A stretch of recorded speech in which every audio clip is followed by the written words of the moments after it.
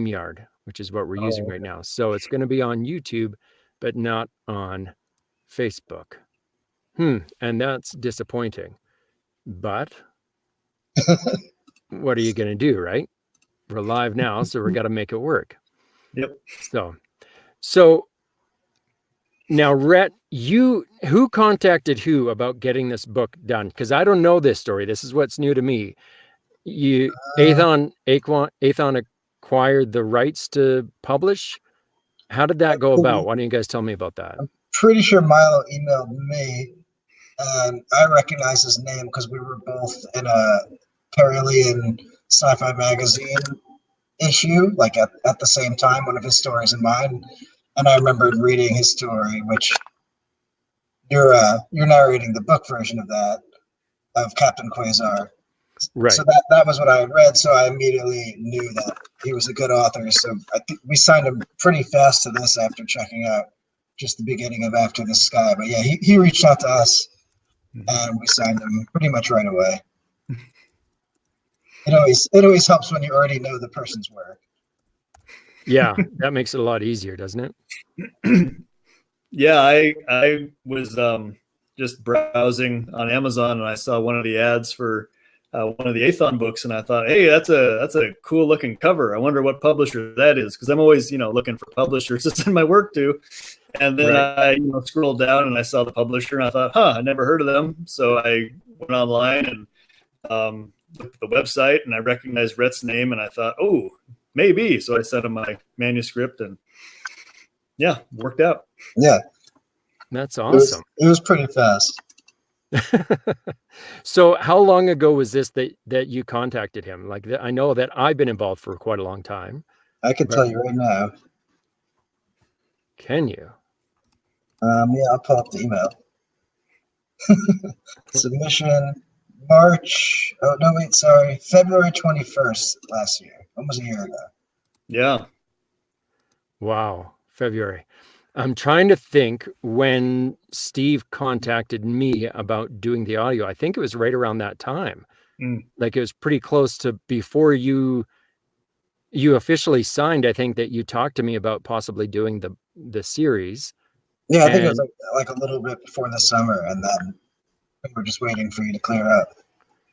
Yeah, and then we were wanting to make sure that you had a good chunk of this stuff all written, Milo, because you've written all 3 books now, correct? Right. Yeah. And then now is the 3rd one still in editing, or is it completely finished as well? It's good to go. Okay, that's fantastic. So yeah, basically now almost all we're waiting for is me to get these recorded, right? No pressure. Yeah. So yeah. Man, do you Milo, do you happen to have that link to the YouTube? I'm trying to find it and I can't find the link for some reason. Yeah. You want me to pull that up? Yeah, pull that up and either put it in the comments or I need to make sure that it's going into the onto the Facebook thing, because I was assuming that we'd be able to do both. And now if people are waiting to get a notification on Facebook that it's live, it's not going to happen. Mm-hmm. So I wanted to make sure that those people are able to come and join us. All right. So let's see. See if that works. Did anything come through? There might be a slight delay. Okay. Should that be private chat or live comments? You can do it in either. Oh, there it is. I'll do both. Oh, you got it? Okay. Yeah, I got her. Thank you very much. Okay, so we'll post that and make sure that people know what's going on.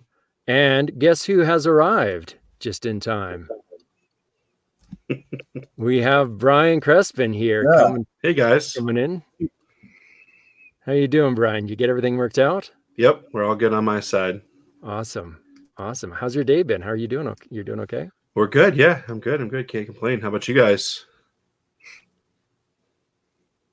I'm doing well. It's been kind of a chaotic day for me, just trying to get this all organized for this. I thought I was super prepared, and then there was like more stuff that I was trying to do today. And then once I finished that stuff, then we show up here and now there's 5 other things that I'm like, oh no, this needs to happen. So of course that's the way it goes, right? With your first live launch. So, but yeah.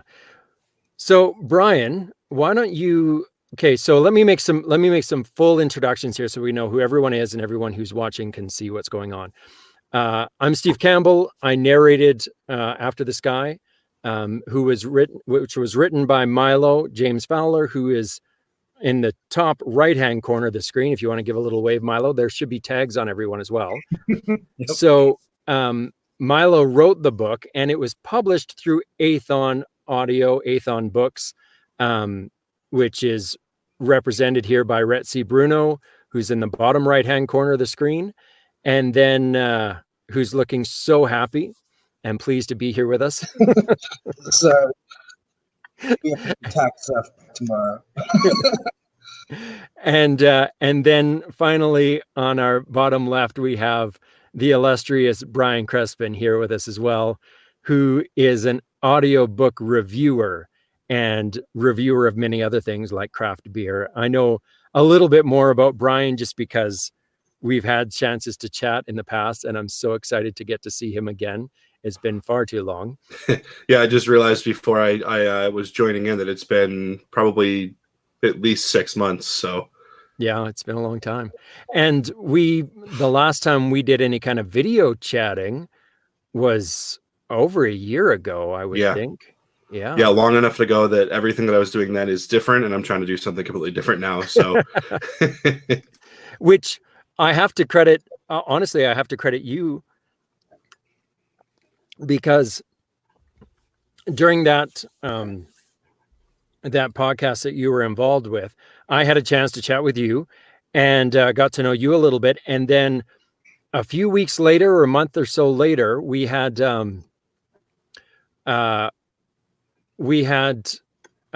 you had Rhett and Luke Daniels, I believe, and Steve Bullier on that same podcast. And I happened to be watching and making comments, and another author friend of mine, Terry Schott, messaged me later on and said, hey, you should get to know those guys over there at Athon. They're really good guys, and I think that you would mesh well with them. So he said, tell them you know me and that I sent you over and I want you to go and talk to them. And so I messaged Steve out of the blue, Steve Bullier, and said, hey, I'm told that we should get to know each other and talk a little bit. And since then, Steve and I have become good buddies. And then Rhett, I met through Steve as well. And we've had some great conversations about audiobooks, about marketing, about books in general. And so all of that has come about thanks to you, Brian. So really, I mean, this is all thanks to you, essentially. You're the linchpin, the keystone of this entire project. I thought it was going to be like 3 or 4 steps. It's like 1 step away from everybody. So that's crazy. Yeah. No, it all kind of came together with that. So what I'd like to do is, if it's okay with you, Milo, if you could, since this, I mean, even though I came into the project through that process, it all started with you and you writing this book. So why don't you tell me a little bit about how you came up with the story, your journey and your process, because it has been quite a long process, hasn't it? Yeah. I mean, I wrote the first draft back in 2007. Wow. After I had just, like a lot of my book ideas and story ideas come from weird dreams. So, I mean, this one was, you got this guy with a total post-apocalyptic wasteland in front of him. He's got this eagle eye, otherwise he's human, but he's got this eye of an eagle that can see way off in the distance. And there's like this, settlement in the distance. And all I know is it has to be destroyed. And so I wake up from that and I'm like, well, that's dark. I mean, I love post-apocalyptic stories. I've been, ever since I was a kid, I like those old 70s movies with Charlton Heston. And I was actually named after a character from Planet of the Apes. My parents saw it in the theater and they're like, oh, Milo, that's a cute name. So then they were kind of chagrined about it when I found out, like, well, no, we heard it from a bunch of other people too had that name, not just the monkey. But so I started drafting it in 2007 and kept tweaking it as I submitted it to agents and publishers, and it's definitely the best condition it's ever been in by this point. I think I've mentioned to Rhett and Steve that, my wife is my first editor, so she looks it looks it over and lets me know what I can clarify, and then we got the editor through Athon as well, who gave it another pass, and it's really probably the best condition it's ever been in. So I'm happy with how it turned out, and really liking the audio too. Hey, it's pretty cool. She even reads your books, so be happy with that. Yeah, I can't get my wife to listen to my audio, so you're a step ahead of me. She's not an audiobook listener. She's like, no, I need to visually read it. I can't listen to something and retain the information. So congratulations, you do your thing, but yeah, don't expect me to listen to anything. And I was like, fair enough. I try sometimes to be like, okay, but I just need a second pair of ears on here. Can you listen to this? I used to, like, I had one section where I was like, okay, I have this accent I want you to listen to. She's like, no, I can't listen to accents. She's a linguist and has a great love of languages. So she feels like unless it's your native tongue, you should not have that accent at all. So yeah, she cringes every time she hears me do any kind of accent. She's like, no, stop that. That's enough. So the funny part is that I specifically listened for your Canadian accent in this, and I didn't really notice it. And I thought you could have slipped into it a little bit because there were more than one male points of view. I thought you might have just made one be like your very typical or very normal voice. Because I was like, maybe Steve just doesn't have as much of an accent as I remember. And then as soon as you started talking today, I was like, nope, he sure does. He has the exact accent I remember. So I wanted to applaud you on that, because I know it's probably not easy to change kind of enunciation, change the way you're speaking just to be a different character. So it is one of those things where it's easier when I'm reading it, because then I have the visual cues of the vowels, which are the big thing between Canadian and American. Those vowel cues really help me know where I need to be going. Oh, yeah, I need to make sure I'm saying that like an American. I need to say that. And then oftentimes I'll hear it as I'm narrating and go, shoot, I'm going to do that sentence again because it can't be a boat, so we gotta fix that. And then of course I have my proofer who courageously goes through and tries to find all the stuff that I miss and say, yeah, you didn't say that the way it should have been said. So fix that one, which is helpful too. So, but, so Milo, you started this, you had your first draft in 2007. So that's like what, 12 years ago, 13 years ago, almost now. Yeah. That's a long time to be working on a story, working on a book. So has it been something where you're making your last pass and you go, okay, I'm done now. I think I've worked on this book enough. I just want it to be out there and ready for the world. Yeah. I mean, I did a lot of short story writing in the interim, and it really kind of helped me to like focus on brevity and like the pacing. Like I didn't want there to be any really boring parts.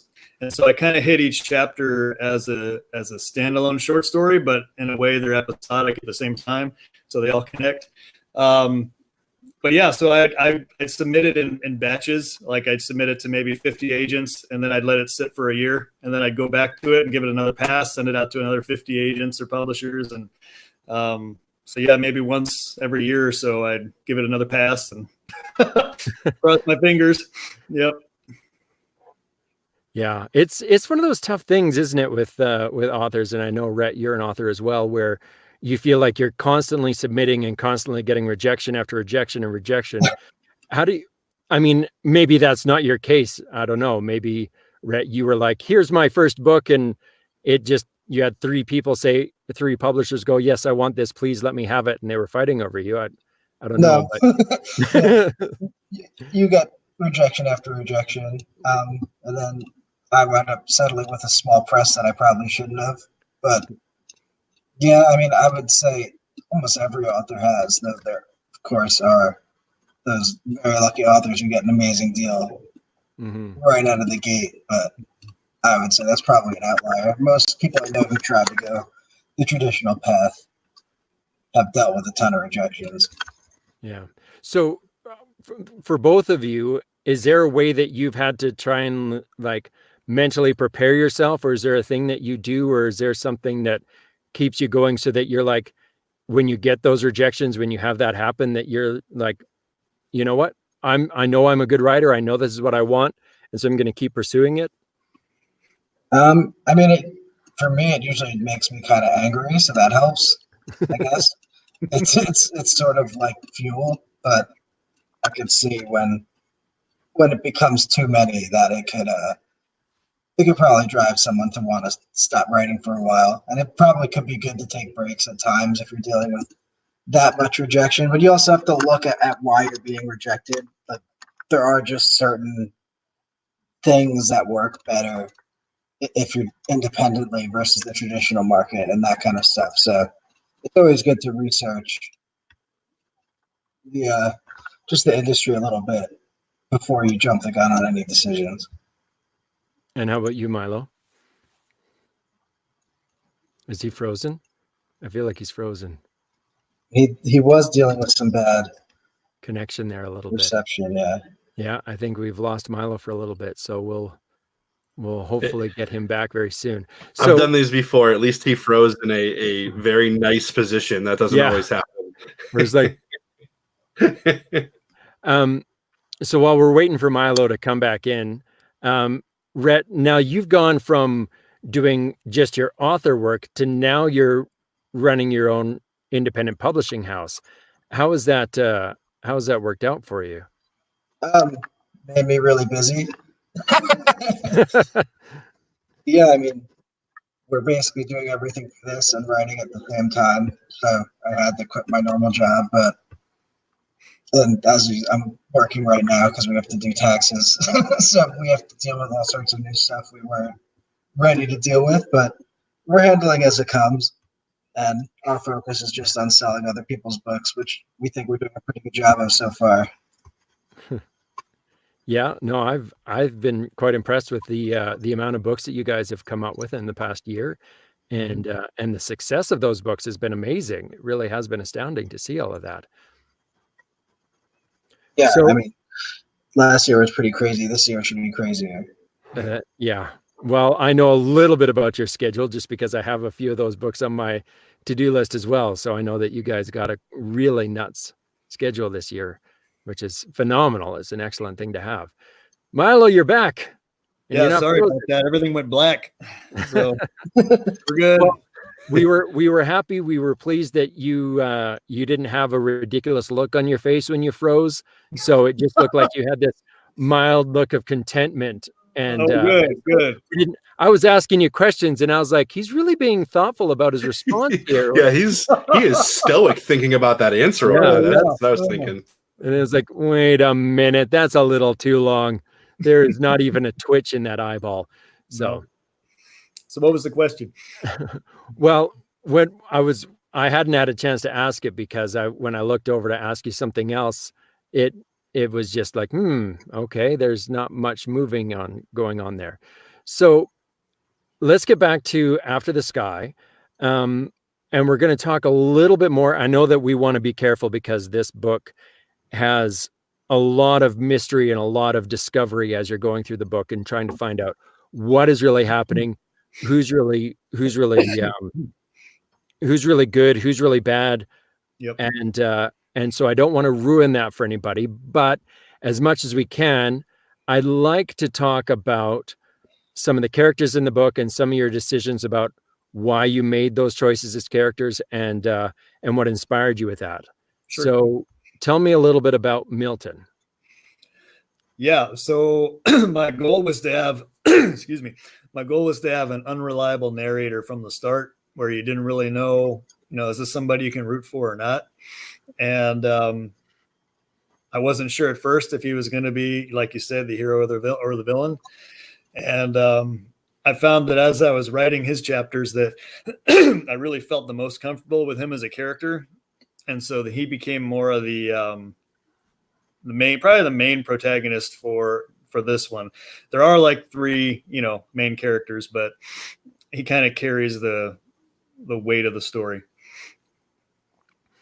That's awesome. Now, before we get... Yeah, go ahead.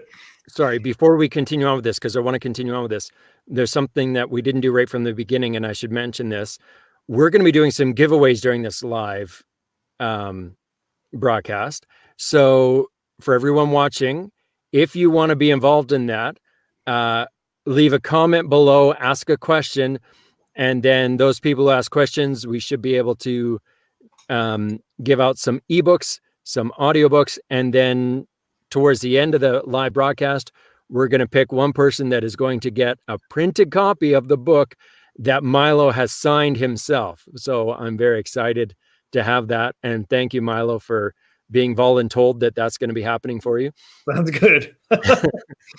And so I'm excited to hear your guys' questions as we move along. If you have anything that we bring up about the book that you want to ask, or if you just have a question in general for any of the guys here, that would be great for you to add in here.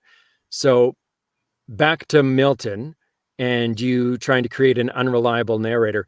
That's one of the things, and I want Brian to kind of chime in on this, but when I was prepping the book, I was totally hooked right from the beginning. I mean, even when I got the manuscript and they're sending me, I think like just the first few pages, and I made it maybe a page and a half into the story, and I was like, I'm doing this book. I have to do this audiobook. This is so great. I love Milton to death. But as you get more involved in the story, you start wondering who's like, it's because you do this from 4 different POVs, and they're all first. Now I'm trying to remember. They're all first person. Yeah. And so, yeah, in that sense, everyone is the hero of their own story. They like to think they're the hero of their own story. So we think that we know who bad guys are until we start seeing some other POVs. And then we start going, wait a minute, what? How accurate was that last chapter? Did that really happen the way he said it happened? And I loved that about this book and the story that you wrote, because it just added a whole new element of you wondering where things are going. So, Brian, you were one of the people here. I mean, of course, because Milo wrote it and Rhett published it, but you had a chance to listen to it. I feel like that was an offhanded way of saying, "What the heck are you doing here?" No. This is exactly where the beard. You're in. Yeah, it's the beard that's what made it. I wanted to have your perspective as someone who's read the story and discovered it as you were going, because you didn't know much about this story when you came into it at all. Not at all. So did you find that kind of thing happened for you when you were reading it, that you're like, wait a minute, what's going on? So yeah, so before I go into your answer, I did want to do a callback to something Milo said really early on, which was that he continuously edited for brevity. The irony is the book is still 4 hours or 14 hours, something like that. Almost 15 hours. Yeah. So I appreciate that, because I usually have a harder time with anything over about 12. Usually the 12-hour mark in an audiobook, there's unnecessary scenes, but what you were basically doing was telling 4 stories and kind of interweaving them. So it makes sense, because it was basically, you could have done 4 smaller books from each point of view. So I wanted to call that out before I said anything else. My first thought is it made writing a review very difficult, because basically after about the first maybe 3 or 4 chapters, everything is a spoiler, because there's spoilers about switching characters, there's spoilers about points of view, there's spoilers about interactions or non-interactions, that kind of thing. And then the final thing I wanted to say was it really gave a good perspective on the which I didn't write in my review, because I didn't really come up with the words until I kind of heard Steve describing it. It kind of gave that there's always 2 sides to every story kind of point of view. So you'd hear somebody tell their story, and then all of a sudden you'd hear the other point of view, and you're like, well, wait, which one? Then you had to fight the battle of which one's true, which one actually happened. So yeah, that definitely made writing the review, but it was definitely a surprise around, I won't say every corner, but there were definitely times when I was listening to it where I was pretty sure I had an idea, and then as soon as it would switch chapters, I was totally wrong. So for sure. So when you were doing this, was that kind of your intent from the beginning, Milo, to have, I know that you talked about wanting it to be an unreliable narrator. So you were pretty intentional, I guess, then. I'm kind of answering my own question, but you were really intentional with how you took these characters and wanted it to be something where you didn't know who was the good guy and who was the bad guy, or kind of almost from the beginning, right? Mm-hmm. Yeah. And, I feel like, if I can make the characters as real as possible, I figure that's a win. And I mean, look at ourselves. I mean, are we the good guys or are we the bad guys? I mean, any given day. So the idea that I wanted it to be a character-driven story, and I kind of just followed the characters in the first draft, and that's why it was so long. I think it was close to like 500 pages before I started really cutting, and because I didn't know where they were going to go. And so kind of giving each character the freedom to just be who they were and interact, in a way I felt like I was acting as I was, writing from a first person point of view. So that was fun because I could actually be the character in each chapter and figure out, okay, if I'm really being this character, what would I do next? And it was a challenge though, for sure, because I wanted each character to be true to himself, true to herself. But also like Brian said, I didn't want it to be predictable. So I was kind of hoping the surprises would make sense by the end of it. So I have one question here that's come up from Jacob Hosson, who's asked, is it the same 4 main characters / narrators through the trilogy? So do you want to field that one, Milo? Yeah, the same 4 characters are either they get a chapter or they're mentioned in all 3 books, but the story keeps expanding. So that's all I can say without giving a spoiler. The story gets bigger and bigger, involving more people. Yeah. Okay. That's a very cryptic answer, but yeah, that was super cryptic. I'm like decoding that a little bit. I have a feeling I have thoughts, but I don't know. It's funny when you say that. I struggle writing reviews of more than like a book after the first book, because everything is a spoiler to the first book, or almost everything. So it makes it really hard when you're like, oh yeah, this is just a thing that exists now. So I appreciate you trying not to give anything away. It's not easy to do by any means. So one thing that we can talk a little bit about, because it is in the description of the book, is how these characters end up having what we call them, powers, Sure. abilities, yeah. Things that are extra human or beyond the natural realm of human ability. Yep. And how do I ask this now? Did you have a plan or an intention with who was going to get what kind of ability? And was there a strategy behind that? Well, each character kind of has their own, they have their own theme, right? So let's say a character is a pacifist, right? I would want his ability or her ability to be contrary to pacifism, just to set up more conflict.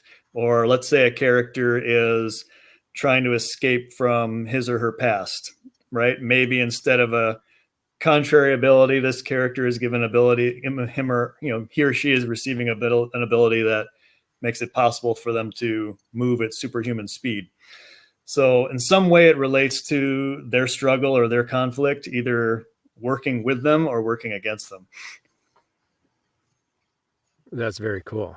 Very cool. And it helps. Now, so one of the things that I have book 2. I've snooped at a few chapters, but I haven't prepped or read book 2 yet. So I don't know. I know a little bit, but I don't know much about that beyond that. This is a good one that came up here. Are you planning on writing more books in the same universe in the future? I've got some ideas, but they're they're going to have to wait for right now. But yeah, after I finished book 3, I was like, you know, ooh, I really want to write about, you know, fill in the blank, these characters. And so that may happen later this year. Okay. But now the question is, do we feel, now this is when, you know what, I'm not even going to ask that question because it's going to cause too much conflict in our discussion. Shoot, I wanted to ask that. Darn, I'm going to have to ask you privately so that I can know for myself. So now, one of the things that I found, actually, you know what, Brian, I'm going to put this to you. Because you didn't read this book, you listened to it.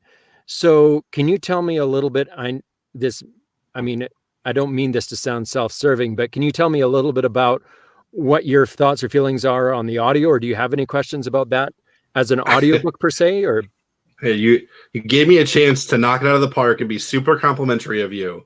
Now I feel like I don't want to do that. No, it was so one of the benefits of an audiobook for me, it's the irony of what you were speaking of earlier, is that your wife can't hear it and learn it. I'm an auditory learner, so automatically the audiobook is better for me because I remember a lot more when it's told to me. So when the book is, you know, I can do a lot of things and also just have like that kind of brain dump of what's going on in the book. So that's really good for me. But the other thing is that like with a fantasy book, now this was, I kind of in my review said it had fantasy elements because it definitely does what we were just kind of speaking of, but it's not a fantasy book where there's, you know, hundreds of names where there's 15 to 20, characters in each name. That's when an audiobook shines too, because you have to learn that name as the narrator and you have to ask Milo if he has a preference of how it's spoken. It wasn't as bad in this book because there really wasn't. It was just kind of normal people,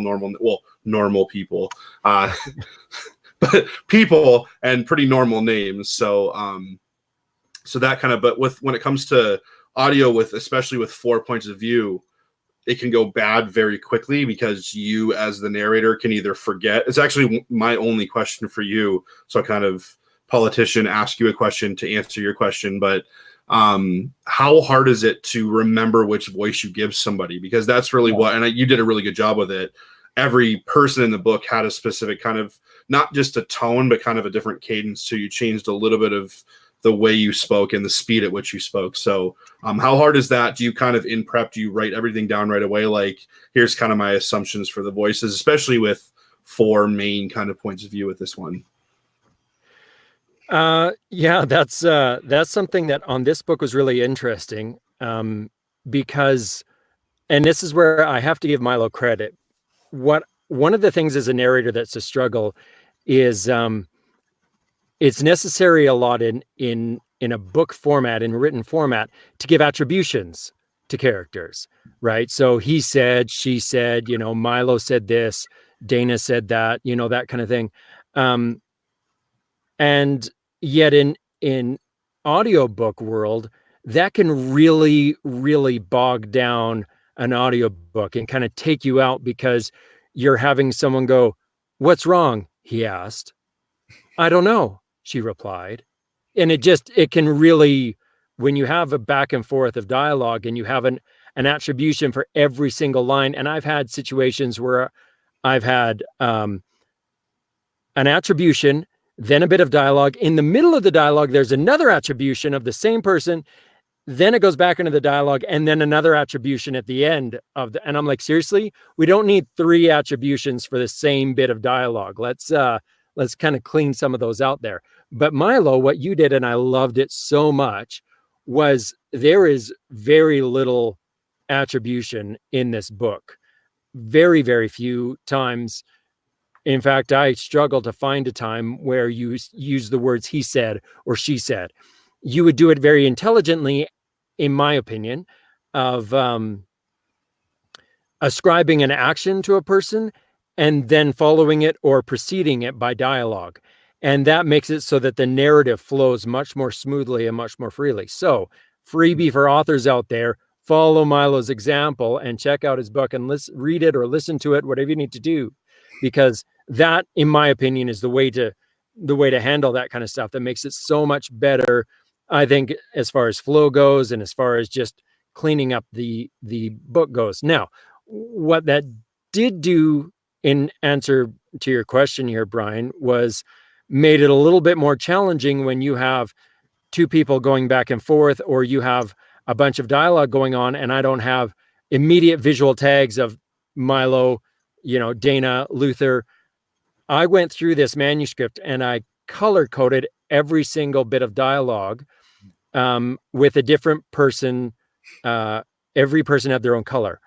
And that helped me, one, keep track of who was talking so that it made recording much more smooth. But it also made it so that I tried to, because I had pre-read the script before I started doing the color coding, I kind of had an idea.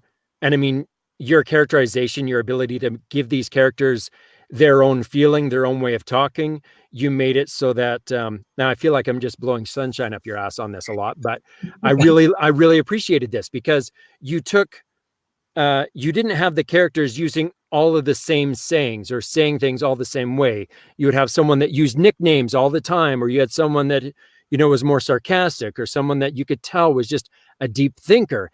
And that made it so much easier for me to attribute a personality to each character. And then in turn, when I was going through and color coding it, I would try and pick a color that I felt associated their personality with that color. So I had Milton was light blue, and Luther was dark blue, and Dana was like a kind of like a soft lavender, and then Samson was like a bright red. And so I would change all of these I would make these colors for these different characters, so that immediately as I saw visually in the script that I was coming to a certain character, it was so much easier for me to snap right into that character's voice, because I knew where they were coming from. I knew their position, their stance. And as the book progresses, it becomes easier and easier to just kind of fall right into those characters. But yeah, definitely at the beginning, it was a little more challenging to kind of nail down exactly whose voice is going to be what and what to give each person's voice. Whenever I'm doing this, I'll often have, during prep, I'll have an idea or a mental picture of what they sound like in my mind about, okay, this is what I think this person is going to sound like. This, are they going to have a little bit of a higher voice or a low voice? Are they going to talk really fast? Are they going to kind of slow things down a little bit? Are they laid back? That kind of thing I think about. And then when I'm in the booth actually recording, what'll happen more times than I'd like to admit is I'll do that voice and then I'll stop and go, yeah, no, that's totally wrong. We're going to be redoing that again.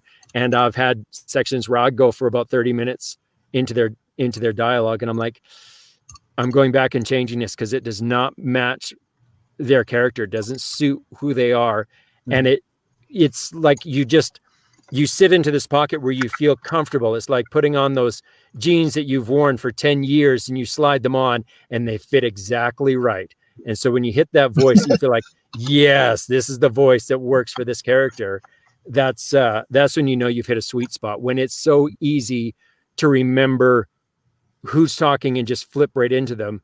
Whereas if you have characters that you don't identify with, or that you feel like your voice isn't hitting exactly where they are, every time it is a struggle to get back into that person's voice or into that character. And you're like, wait, what did I do there again? And you're having to like go back to your audio files and find clips of where you recorded their voice initially and you've made a recording of it, and you go back and you're like, okay, that's what that sounded like. Okay, no, shoot, I need to remember again. And you have to listen to it over and over because you're not identifying with that character for whatever reason. And the thing that I loved about what you did with your characters was that I was able to, in my booth, bring my ratio down so that I recorded this book on like a 2-to-1 ratio for me in recording, which is a huge deal. Pretty good.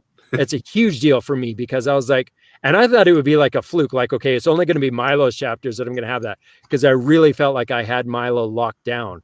And then when it came to Luther's voice, he came to me, right? Like just immediately I knew who he was, I knew his voice, and you just kind of rest in that pocket. So I loved that about your book. And I loved how easy it was to fall into every one of those characters. And it was important to me because we were dealing with 4 different POVs, and each character spoke the narrative in their own POV, but then there was multiple chapters back to back where there would be characters that were in both chapters from different POVs. And so from an audiobook standpoint, and even from a reading standpoint, you could easily get lost into whose perspective is this again? Yeah. Who's, and especially because we didn't have a ton of attributions, who's talking here? Whose narrative am I following? And can I trust and rely on what they're saying from their perspective? And so it was really important to me to have those distinct and defined character voices, so that as you're listening on the audio, because it's a lot harder to flip back in an audio to know what's going on in a chapter than it is in a book, where you can just flip back to the beginning. Which chapter is this? Okay. Oh yeah. Okay. That's who it is. And then you're right back to where you started. That's harder in audio. So I wanted to make sure that people at any given time, wherever they started or stopped their audio for whatever reason, was able to go right back into it and be like, I know who's talking and I know what's happening here because I can tell with the voice. So that was really important to me. So I'm glad that you felt that was happening there, Brian. That makes me. It's harder, but I've done it before. I did not have to do it for this book, but I've definitely had to go back to the beginning of a chapter and go, what is even like, not even like who is speaking. It was what is happening. Like I've been that where I've been just totally lost in a specific point of view. I know you want to switch to a question. I wanted to ask a question before, or I wanted to mention something before. So you also gave another star point for audiobooks, by the way, Steve, when you were kind of going through what was going on.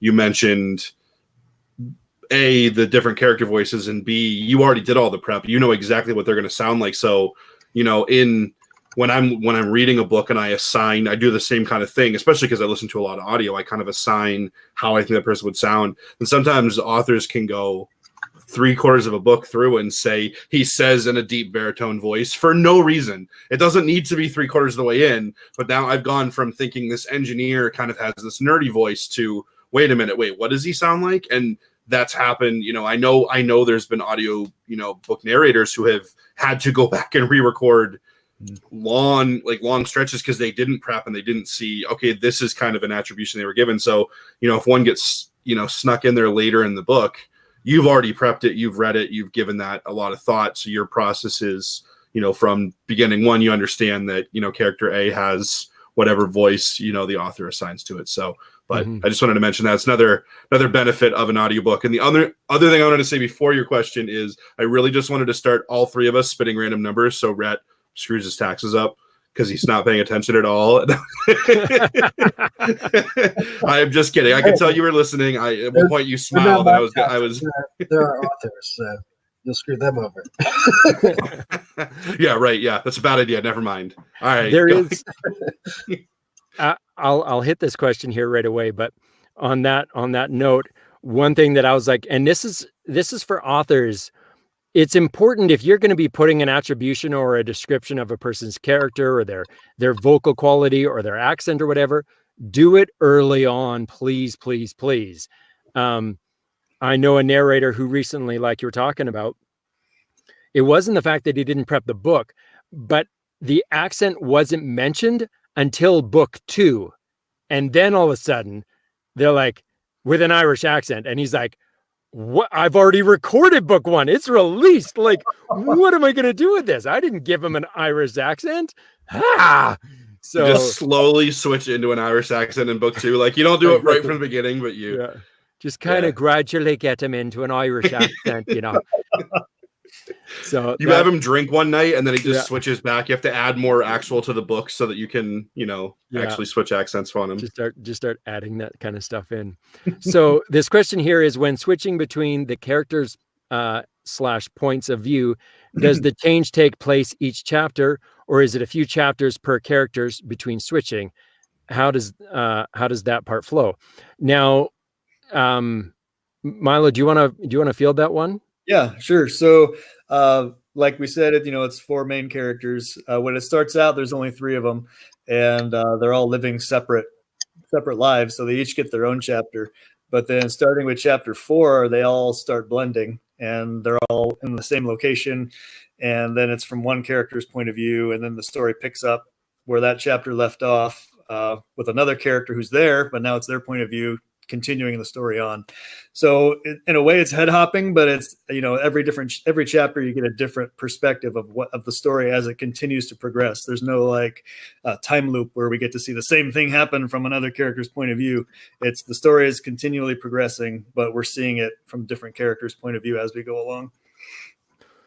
The only caveat that I would put on that is that the first few chapters, I think it's every time a new character is introduced, we jump back a little bit. So there is some timeline variances because some their story starts a little bit earlier in the chronological timeline of other people. The other thing that I think is important to note, and I really appreciated this about what you did, is these are remarkably long chapters. I think each chapter is about for recording is about an hour long on each chapter. So even though it's a 15-hour book, almost a 15-hour book, I think there's only 14 chapters in the whole thing. So that changes going forward. The next two books, there's 25 chapters. Each chapter is about 5,000 words. And this one, they were about 7,000 words each. Mm-hmm. Okay, we have another question here. I think I missed this one, but want to pull it up here. Milo, did you have a plan on what was going on overall, where things were going and where things were going to end? Even though the characters have their own point of view, is there an impartial or an impersonal narrative to give? There's an overarching plot, and each character's point of view serves to coalesce and tell the story moving forward. But with this one, I pantsed it from the get-go. So I just, had no idea where it was going to go. The first draft was a big mess. And that's probably why it took 12 years to get it all ready to go. But yeah, by the time it was, ready to publish it, I definitely knew where it was going. And then I already had the 2 sequels written. So yeah, it's not like Lost. Even though I was watching Lost at the time I was writing it, there is an actual ending that I hope readers will really get a kick out of. There's actually another question here that Jacob here put that says, was there a conversation between Milo and Steve about the voices used for the characters, or did you just go with Steve's interpretation? Yeah, we've talked about this where I like it when my audio producers just go their own way. I really love hearing what you come up with. And I figure, if I haven't written enough personality in the text that you can't figure out who these people are on your own, then I'm not doing my job. So I'm pleased with how it turned out. Yeah, that's very true. So Milo I don't think you even heard any portion of this book until it really came out, essentially, aside from a short clip that I had posted on social media, if I'm not mistaken. But there was one conversation we had earlier when I was prepping the book, because I was confused about the age of a certain character. Right. And I wanted to ask you how old that character was, because I felt like their personality gave them a certain age, but according to the plot, I thought maybe they would have a different age. So I wanted to get some clarification on that, and you cleared that up for me, which is helpful. But yeah, that's about all that we had as far as character interactions. Yeah. So yeah, that's one of the things that I was like, oh my goodness, I hope that Milo appreciates and likes what kind of voices I'm giving these people, because it's like, that's not the way I wanted them to sound at all. That sounds terrible. Oh my gosh. No, and I mean, really wrong. I wouldn't be looking at reviews today, but I did go on Audible, and man, there's this one review on the audiobook that calls it your magnum opus, Steve. So wow. And I guess he's listened to a lot of your work. It wasn't me. Thanks, Brian. It's not that it wasn't you didn't do a good job on it. It's just that wasn't me. I would definitely say that, but it wasn't me. I can tell you something. I write 3 to 4, almost 5 reviews a week for my blog, and I know I can see my affiliate links and I can see when it gets clicked, and it's very, very randomly. It's not very often. 3 people have reached out to me to say, hey, I'm picking that up next. And that's never happened. I think it's been 1 or 2, and 3 people today were like, I need to get that. That sounds great. So that has never happened before, and I thought it was kind of cool. So I just wanted to mention that today as well. That's awesome. No, that's really good to hear. I've been really pleased and really excited. And maybe I've gone a little bit overboard with this one, but from the get-go, I've thought, man, this book is just phenomenal, and I can't wait for people to experience it, because I think it is something that I think I read your review, Brian, so I knew it wasn't you that said that. But you touched on it when you said that this kind of has all of the tropes that would be in a post-apocalyptic story, but it's not just another run-of-the-mill post-apocalyptic story. And I've read a lot of them. So to say that for me, I mean, I've probably read over 100. And as soon as the first, what I kind of call the fantasy element, or the power element we were talking about earlier, as soon as that happened, I was like, oh, this is going to be totally different than anything I've ever read. Like, and that doesn't happen to me too often, because I read 150 plus books a year. And normally I'm like, it's pretty predictable, or it's pretty obvious from the start. And like within 3 or 4 chapters, I was like, I can't even begin to guess where this book's going to go. I could tell it was going to follow the post-apocalyptic point of view, where like everything was falling apart or had fallen apart. But I was kind of curious, like where it had been rebuilt with certain, characters, and where it hadn't, and who got out earlier and that kind of stuff. So that was those kind of all, like Steve mentioned too, those kind of all follow the typical tropes of post-apocalyptic, but then you throw in that fantasy element, and it is pretty different. And the only other time that's happened is like it's post-apocalyptic and then it's like a dragon. That's the only other time I've read a book that's similar, like, but not at all. Like this had a really unique, like, point of view that I hadn't heard before, or hadn't read before. That's awesome. Yeah, no, I've been really happy with it, for sure, with how it's gone. And then even the early receptions, there was a few people that we had sent out early copies of the book to get some early feedback and early reviews, and I've been very pleased with how well it's been received since those have come in. So I'm over the moon excited about this. Speaking of which, Rhett, can you go through some of these people that have gone and given questions and put in comments and stuff like that, and we'll start giving away a couple of audiobooks and ebook versions, whichever they prefer, whatever, however you want to work that. I'll put that in your very capable hands. Decide who's getting to do you that. can skip Brian's books except for the signed one. You don't have to skip me for that one. How many should I give out, you think? I'm sorry, I missed that. How many should I give out, you think? That is your call. You have all of the power there, so you can decide what you're going to do with that. While you're doing that and making those decisions, do I have to do it on YouTube, because it stops me from scrolling on this? you should be able to look through on StreamYard and see the comments. Okay. In there, and see which ones are which. Yeah, I see them now. Okay, so while you're doing that, we're going to set this up, because I think unless we have some other burning questions, or there's other things that you guys want to talk about a little bit, we're going to do a little bit of the live read section here, which I know is going to be your guys' favorite part, because you don't have to do any more work anymore. Before I do that, though, Rhett made a comment about this, and I want to briefly touch on it, because I'm excited about it too. Milo and I are going to be doing another project together through Athon, and that is what, Milo? You want to tell them? Yeah, it's going to be a comedic space opera, kind of like Guardians of the Galaxy, Galaxy Quest. Should be fun. Yeah, and can you tell us what the first book is called, or? Sure. It's the Captain Quasar series, and the first one is called the Space-Time Conundrum. A lot of time travel involved. It's a disaster. That was another one.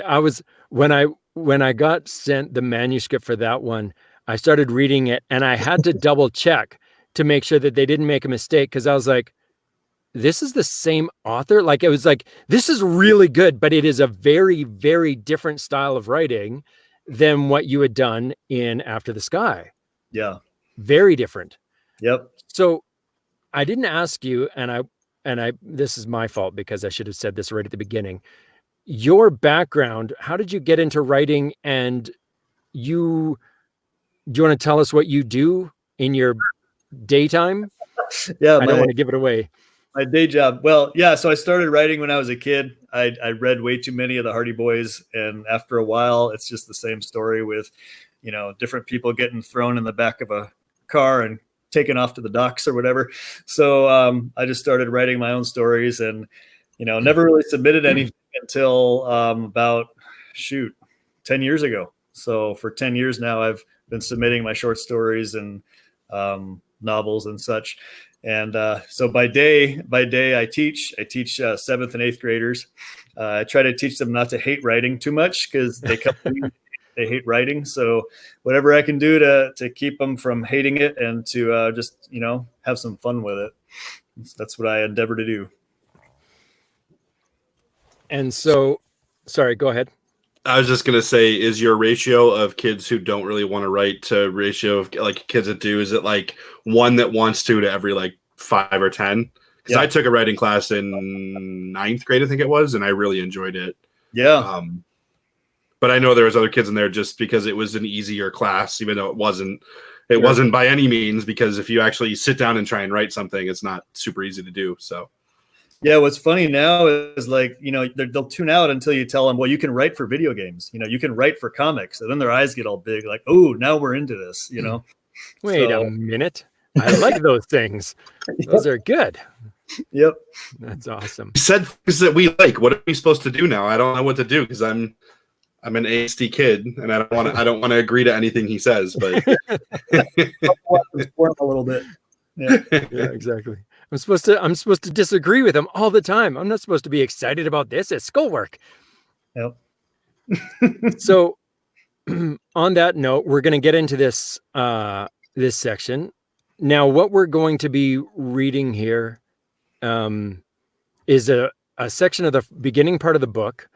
And I had posted a clip on social media, so I won't do that section, but that clip was the first encounter Milo had with someone else. And then they make it into, I'm going to start Milo where they're sitting in the cave. And they start kind of like, because in this, if you could set up just a tiny little bit of the world, and then a little bit about their initial encounter, and then we'll get into reading what happens when they get into the cave and they start unwrapping from all of their stuff now that they're out of the elements. Yeah. So this is chapter 1. Milton, when we're introduced to him, he's completely on his own. We know he's been on his own ever since he left his, shelter, his bunker. He hasn't run into any other living being, not an animal, not a bug, not, nobody. And yet he still has hope that he's going to run into somebody someday. So when he finally does, he sees this figure standing up on a cliff. He's just so stoked. He can't believe it. He's so excited. And this character, Milton, he's got, all his emotions on his sleeve. He can't hide how he's feeling about anything. So he gets all excited, and this figure, basically tells him climb up the mountain. So they climb up out of the sun, which is, very dangerous. They got all their body, covered in protective gear, protective clothing. They get into this cave, and I guess that's where the scene will start. Yep. So before you start it, I have to tell you that when you described it as how I heard it, like it's obviously how it's but I didn't get the reference until now. That is, you've just described the movie, the opening of the movie WALL-E also.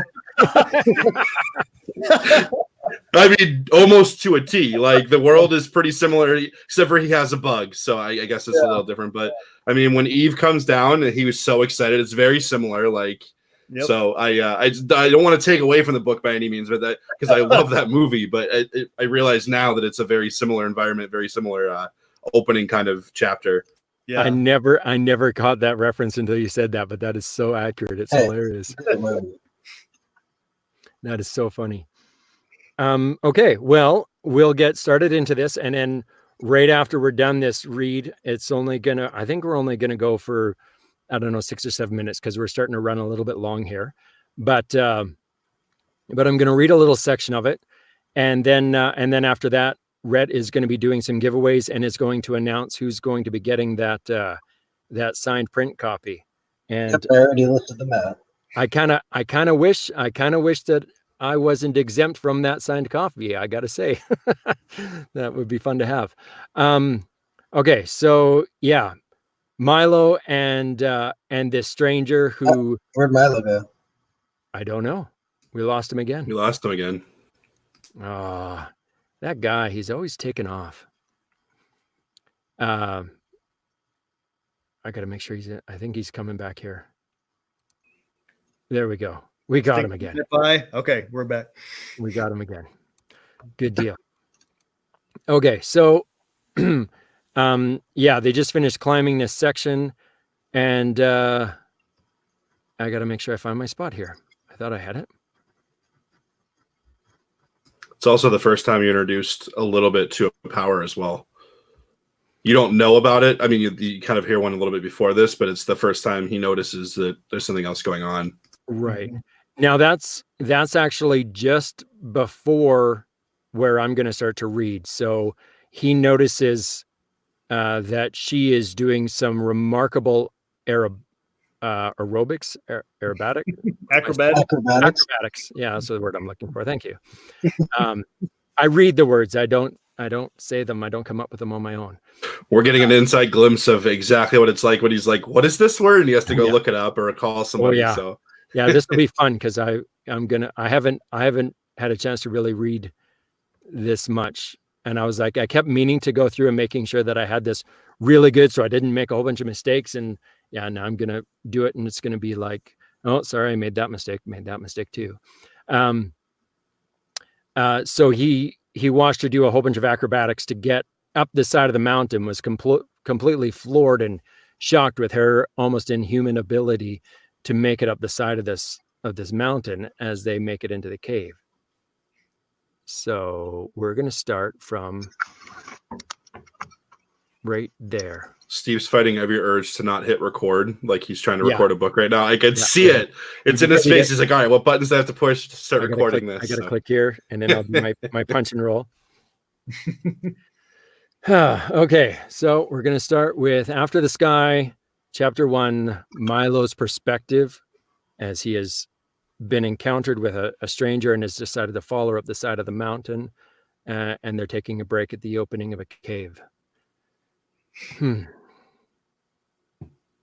struggle to my feet and follow this stranger into the cave. I have no idea what awaits me, but I can honestly say I have no fear, no dread.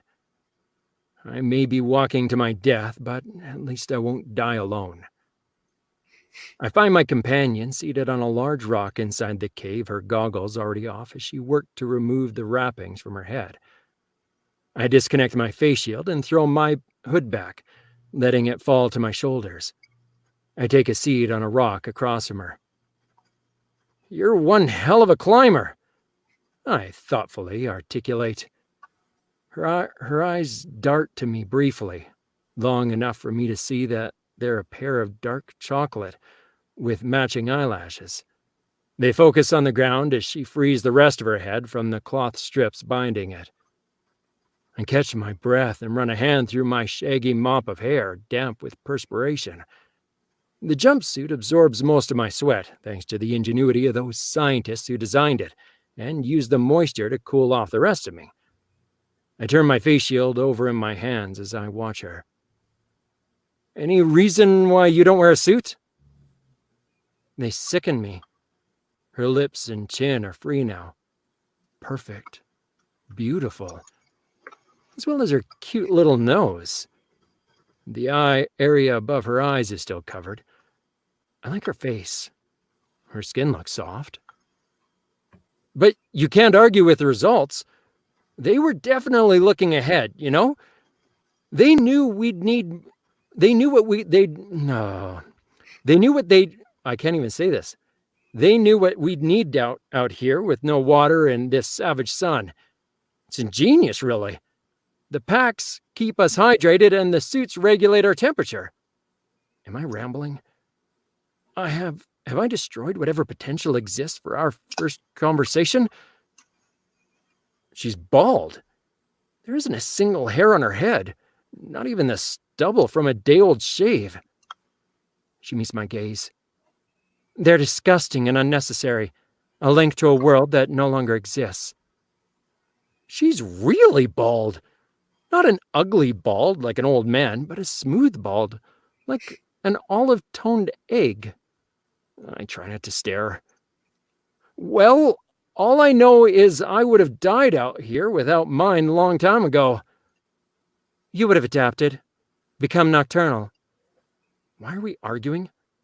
Barely a complete sentence out of her, and now this inane banter about my suit? Maybe. Why don't I just let it go? But I'd like to sleep at night when it's cool, you see? I've gotten to like it out under the stars. They remind me that some things haven't changed, you know? Trying to wax poetic? She appears unmoved. Most things have. She stands and turns toward the dark interior of the cave. This way. I rise to follow her, but find myself suddenly hesitant. My eyes have adjusted enough to see that this cave extends deep into the mountain. The darkness where she's heading looks impenetrable. Maybe it should be left alone. Are we safe now? My voice echoes after her. She half turns to look at me. What? Before, you said it wasn't safe. I gesture toward the darkness ahead of her. Is it safe in there? If I said no, would you turn back? She has me there, and she knows it. I have nowhere else to go. Lead on. I follow her into the darkness and stay close enough to keep her in sight. Somewhat.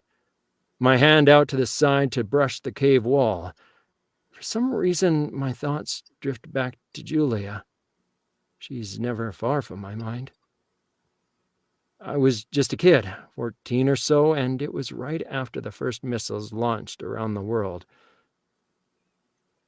The sector governors had the bunkers ready to go as if they'd been expecting the global chaos to ensue. The Cold War was finally over, and they'd had to make up for lost time, I guess. The earth rumbled as we were escorted into a rickety elevator down toward its core. 100 of us taken from our homes that night. Milo and how he's almost manic in his approach from pain to comedy to humor to try and cope with his situation back to just internal torment throughout the whole thing. I love this character so much.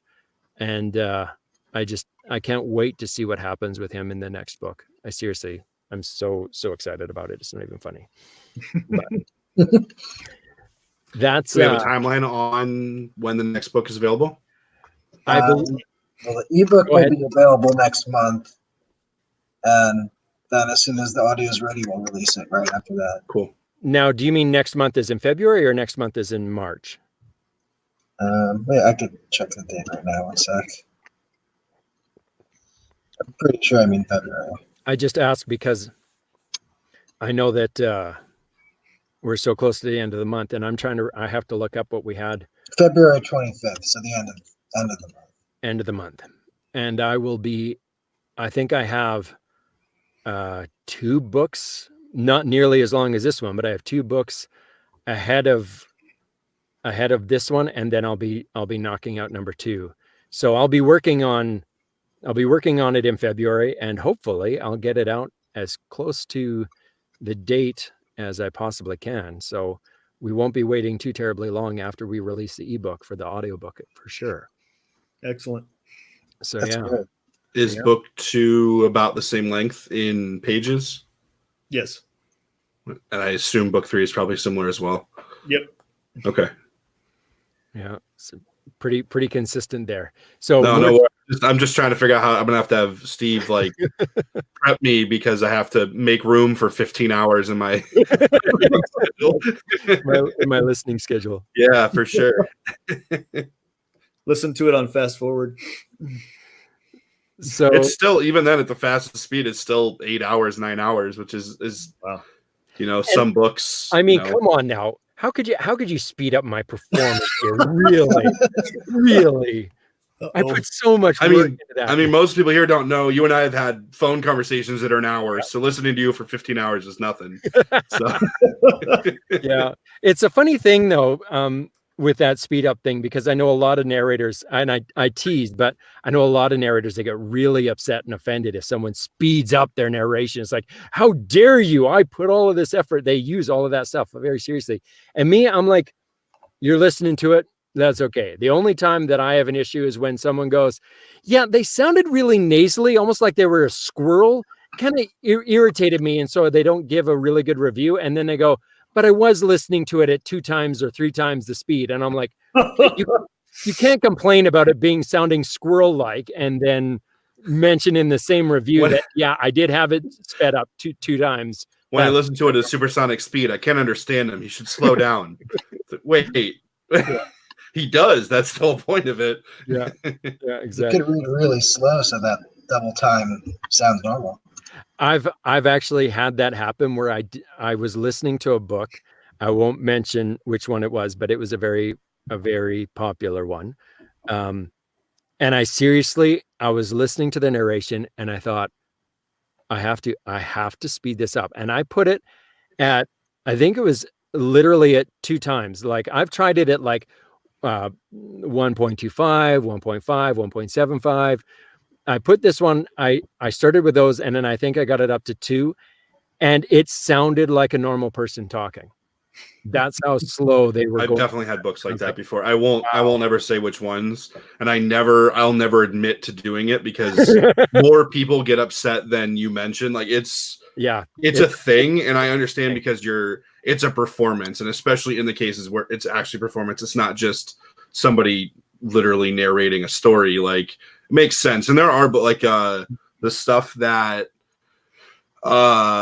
Sound Booth Theater is putting out, for example, with the sound effects and other things, that takes completely away once you speed it up. I mean, it makes no sense, especially if there's any kind of music or any kind of sound effect in it. But there have been books I've listened to where,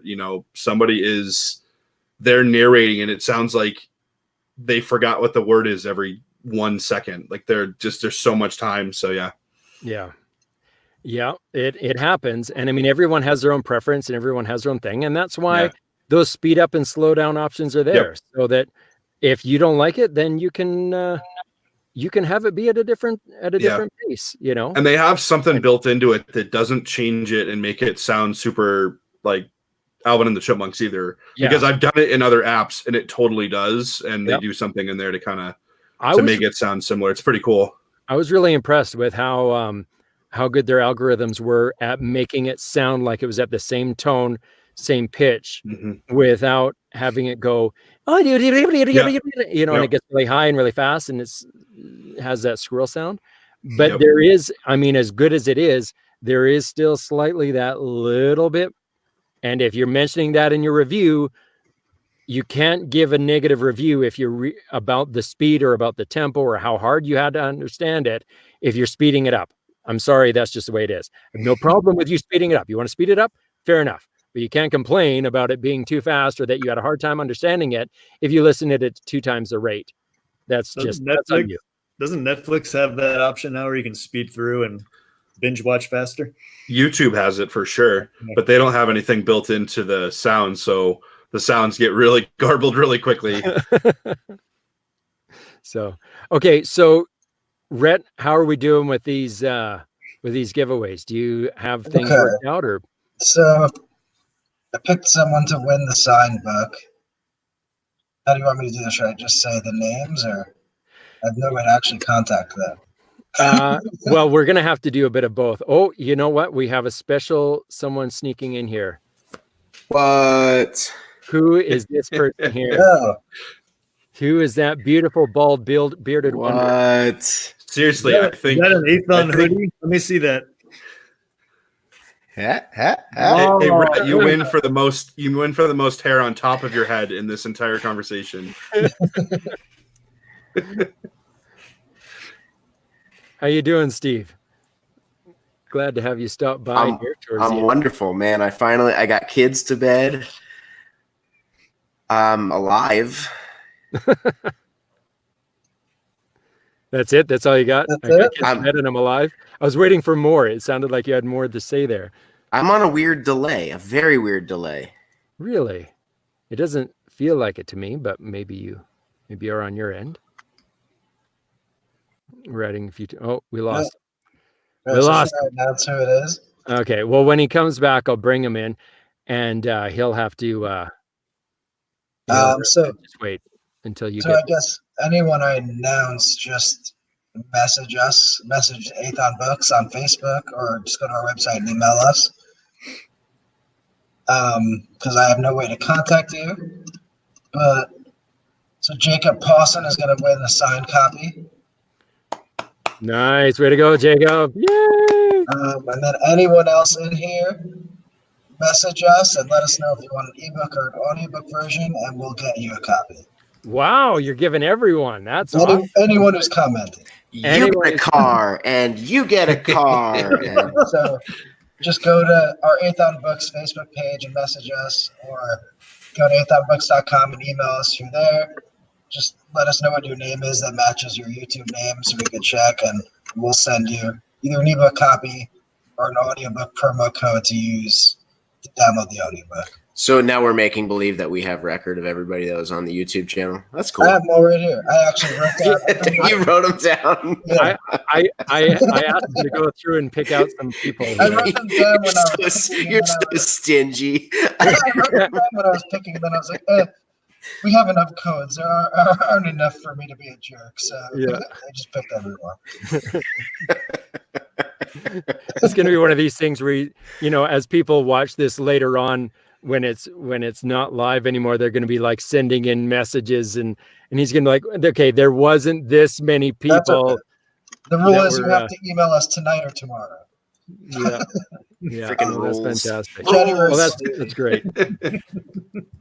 Also, Jacob, I hope please tell me you live in the U.S.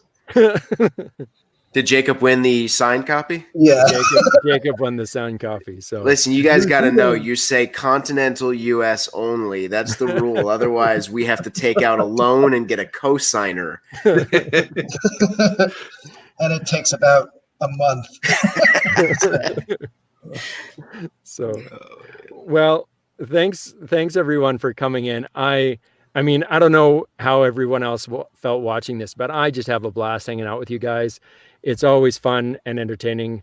I've had a great time getting to know Milo through this process on this project. I've gotten a chance to get to know Rhett and Steve from Aethon for a little over a year now, I think it's been. And it feels like a long year with a lot of stuff happening. And then, Brian, I've had a chance to know you for about 2 years now, and it is always a pleasure to get a chance to talk with you as well. So thanks everyone for coming. Before I let everyone go, if you would like to give each one of you, I'll give you a chance to say where people can find you, if they want to follow you, if they want to like your pages, or if they want to send you like fan mail or whatever like that, whatever they want, you tell them where to go, not in a rude way. Don't say rudely where to go, but tell them where they can find you. And then we'll start with Rhett and we'll work our way down to Milo at the end there. So you can find me on Facebook under my name, Twitter, rhettburnett.com, or Aethon Books. Me and Steve run that together. So yeah, any of those ways you can contact me. Oh, and one of our editors just commented. Also does a great job, but she did not do this book. Way to do that. She's great, but not for this. She didn't do this one specifically. She's great, but not for this one. Brian? I think I'm next, so you can find me on Twitter at Brian's_books. My audiobook blog is briansbookblog.com. All my socials on there too, so if you need to find me on there as well, it's pretty easy. You put your social security number? That's messed up. Yeah, I like to test those companies that protect it and see how they My go. social is up on the internet. Anytime you need it, just go. You can find me. There's a You can't make my credit any worse. So I mean, absolutely. There's a park on the corner of Rosedale and Lancaster here in Fort Worth. You could usually find me there. Just come hang out. There's a green bench. That's where I'll be. Okay. Is that it? Yeah, that's it. I mean, what else you want? He I had to told them borrow he this could be computer from my neighbor. at a green bench. So in Fort you Worth. can go to he puts to bed are different every night. So. Athonbooks.com, and then my name on Facebook. And then I happen to have a pen name. If you know it, you can find me there. Otherwise, it's a secret. If you're in the know, then you're good to go. That's right. Milo? Yeah, so follow me on Amazon so you find out when the next books come out. That'd be good. MiloJamesFowler.com is another one. And I'm also on the Horrible Twit Face, so you can find me in social media as well. Awesome. And anyone who wants to follow me, I'm on Facebook, Twitter, Instagram, all under Steve Campbell Narrator. And then one thing that I want to mention, for those of you who enjoyed listening to the live read or enjoy that kind of thing, I do a Discord most days where I'm doing a live record. It isn't recorded, but I do a live record of my narration as I'm recording the actual books that I'm working on, unless I have been told that it can't be recorded. So I do that. If you want to come hang out, check it out and see what it's like to be in the booth working on these books, then you can do that on Discord. I'm going to be opening up my own Discord, which I'll be posting on social media. Right now, I'm doing it under Andrea Parsnow's amazing Discord that she has, Mouthy Maven. So yeah, you can check that out as well. Thanks, guys, for hanging out with me tonight. I really appreciate it. Thank you. All of you bearded, beautiful men are awesome. And I enjoyed myself.